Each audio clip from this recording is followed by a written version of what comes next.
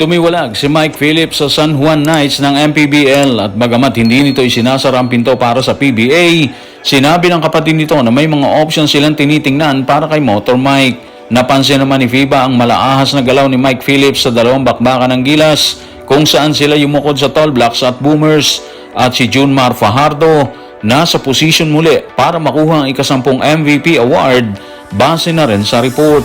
Tutukan po natin ang lahat ng yan pero bago yan, paki-subscribe, like and share na lang muna para pareho tayong updated. Tuluyan ang humiwalay si Mike Phillips sa San Juan Knights matapos ang naging stint nito sa Gilas, Pilipinas kung saan magkasunod na dumapa ang pambansang koponan sa Australia at New Zealand. Sa pahayag na inilabas ng kapatid nito na si Benjamin Phillips, pinasalamatan nito ang ibinigay na pagkakataon ng Knights sa kanyang kapatid.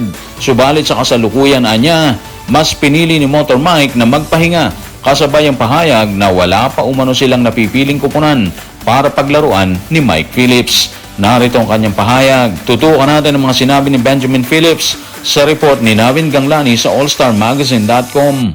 Matapos ang sunod-sunod at mabibigat na laban kasama ang Gilas at MPBL, nagdesisyon si Michael na pansamantalang humiwalay muna sa San Juan upang bigyan priority ang kanyang pagpapahinga, pagsasanay at paghahanda ng kanyang katawan para sa mga susunod na opportunity. Lubos siyang nagpapasalamat sa buong organisasyon ng San Juan, sa kanyang mga kakampi at sa fans ng Knights sa suportang ibinigay sa kanya. Hangad niya ang patuloy na tagumpay ng team. Sa ngayon, wala pa kaming napipiling koponan, wala pa ring final na desisyon. Ang gusto lang namin, maging bukas sa anumang opportunity na maaaring dumating. So para sa akin mga ka-playoffs, ang pinakamahalagang mensahe sa pahayag ni Benjamin Phillips is eto yan. Wala pa talagang napipiling team si Mike Phillips. Nilinaw mismo ng kanyang kapatid na maraming ang nagtatanong at interesado pero wala pang final na kasunduan. Kaya mukhang napaaga yung mga haka-haka na meron ng pinirmahan si Mike Phillips na kontrata o siguradong lilipad na siya papunta ng Japan. Sa ngayon, puro inquiries pa lang at sinusuri pa nila ang lahat ng posibleng opportunity. Maganda rin ang naging desisyon nila na humiwalay muna sa San Juan Knights.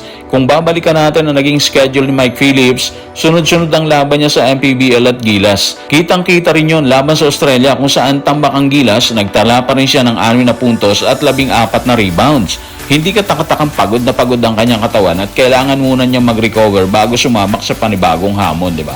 Isa pang magandang balita rito mga playoffs, hindi pa rin nila sinasara ang pinto para sa PBA. Marami nag-aakala na baka tuluyan na niyang iwan ng lokal na liga. Pero malinaw ang sinabi ng kanyang kampo na pangarap pa rin ni Mike ang mag-PBA. Gayunman mga ka-playoffs, aminado rin silang may mga life-changing opportunities na kailangan nilang pag-isipang mabuti. Kung totoo nga na may interest mula sa iba't ibang bansa, natural lang natimbangin muna nila kung alin ang pinakamainam para sa kanyang karera. At higit sa lahat mga playoffs, nakakatuwang marinig na nananatiling priority ni Mike Phillips ang Gilas, Pilipinas. Sa ipinakita niyang energy at hustle nitong nakaraang FIBA window, lalo na yung laban kontra Australia, malinaw na nakita ng maraming tao yung halaga niya sa national team, di ba? Kaya saan man siya mapunta sa hinaharap, ang pinakamahalagang balita para sa mga Pilipino is mukhang bukas pa rin ang kanyang pinto para sa Gilas, Pilipinas.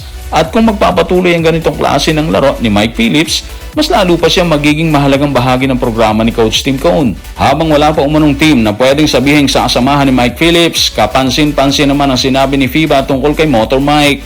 Ang lahat ay base sa ipinakitang lakas ni Mike sa nagdaang dalawang bakbakan ng Gilas at Tall Blacks at Boomers. Ayon kay FIBA, ipinakita umano ni Mike Phillips na maaari siyang maging isa sa pinakamahalagang player ng Gilas, Pilipinas sa hinaharap. Narito ang kanyang paglalahad. Tutukan natin ang sinabi ni FIBA. Sa FIBA at basketball, maaaring hindi pabor sa Gilas, Pilipinas ang naging resulta ng mga laro, pero maraming dahilan para ikatuwa ng mga Pilipino ang ipinakita ni Mike Phillips. Dinala niya sa national team ang kanyang kilalang walang sawang energy, husay sa rebounding at matinding depensa. Malakas siyang nagbibigay ng sigla sa kupunan sa pamamagitan ng kanyang walang humpay na galaw sa ilalim ng basket at kahandaang gawin ang mga trabahong hindi laging nakikita sa statistics. Mabilis ding nakuha ni Mike Phillips ang puso ng mga Pilipinong fans dahil sa kanyang walang kapagurang laro at pagiging team first na player. Kahit nagtapos ang Gilas sa first round na may losing record, ipinakita ng high-flying forward na maaari siyang maging isa sa pinakamahalagang bahagi ng koponan sa mga susunod na kampanya. So may point si FIBA sa kanilang observation dito kay Mike Phillips. Kahit hindi kasi naging maganda ang naging resulta ng Gilas sa first round, isa si Mike sa iilang player na nag-iwan ng positibong impresyon. Hindi man siya ang leading scorer dito, ramdam ang kanyang presensya sa rebounding, defense at hustle plays ha. Kitang-kita rin yun lalo na sa laban kontra Australia. Sa kabila ng 43 points na pagkatalo ng Gilas doon, nagtala si Mike ng 6 points at 14 rebounds. Ipinakita niya na hindi siya basta sumusuko kahit malaki na ang lamang ng kalaban. Patuloy pa rin siyang lumalaban sa bawat possession, bagay na napansin mismo ni FIBA.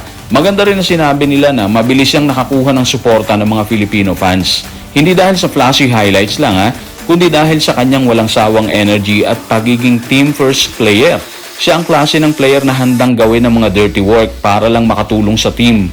Kung magpapatuloy ang ganitong klase ng laro ni Mike, malaking posibilidad na maging regular na siyang bahagi ng Gilas sa mga susunod na FIBA windows. Bata pa siya, di ba? Mataas yung energy at malinaw na nakikita ng coaching staff at maging ng FIBA na malaki pa ang pwede niyang iambag sa hinaharap ng Philippine basketball. Matapos naman ang nagdaang dalawang komperensya sa PBA, sinasabing posibleng makuha ni Junmar Fajardo ang ika-10 nitong MVP award. Ayon sa report na inilabas ng The Manila Times, nakalikom si Fajardo ng 29.8 statistical points mula sa Philippine Cup hanggang Commissioner's Cup.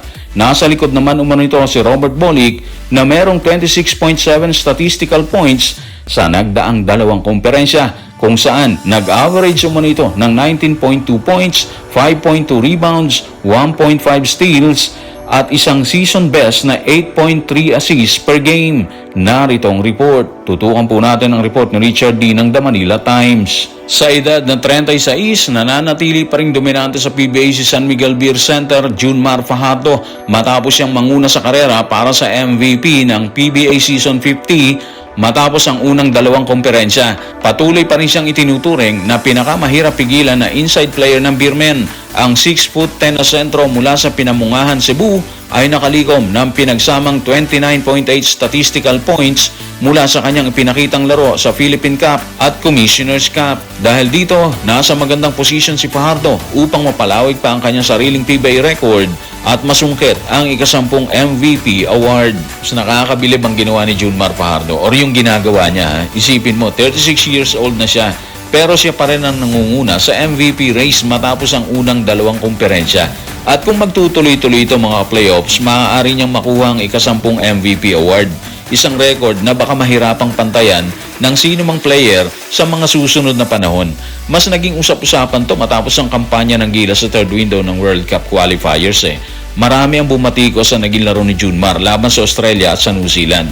Pero pinapakita ng MVP race na kapag nasa PBA siya, nananatili pa rin siyang isa sa pinaka-epektibong player ng liga. Hindi rin biro ang kanyang average 17 points, 16 rebounds, 3.3 assists, bukod pa sa pagiging pangunahing dahilan ng panalo ng San Miguel sa Philippine Cup. Pero para sa akin mga playoffs, dito rin makikita ang malaking pagkakaiba ng PBA at FIBA basketball. Sa PBA, nangingibabaw pa rin si Junmar sa ilalim ng basket, pero pagdating sa international level, ibang klase yung bilis, di ba? Haba at athleticism ng mga kalaban.